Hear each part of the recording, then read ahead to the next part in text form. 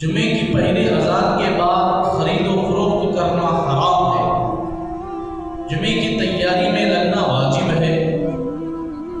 دیکھو آپ لوگوں کو یا آپ کے گھر والوں کو بھی سنا دو، جمعے کی اذان اول کے بعد تجارت کرنا بالکل اجازت نہیں۔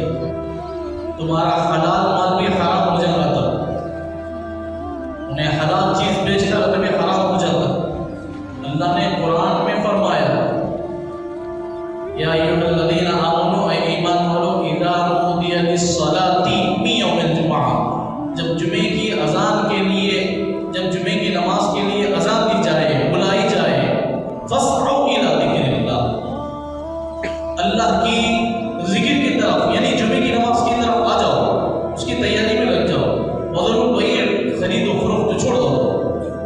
اب اس کے بعد بھی تمہیں خطیبی لیے تمہیں اجازت نہیں۔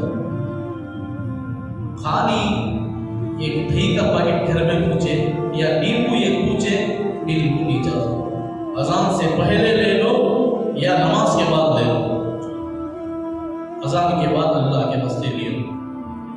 یہ میں آپ تک پہنچاتا جاؤں علم، یہ فرض ہے، اگر آپ عمل کریں گے اس پر ثواب ملے گا، اگر آپ عمل نہیں کریں گے بڑے گنہگار ہو جائے، اور آپ دوسروں تک پہنچانا ہے۔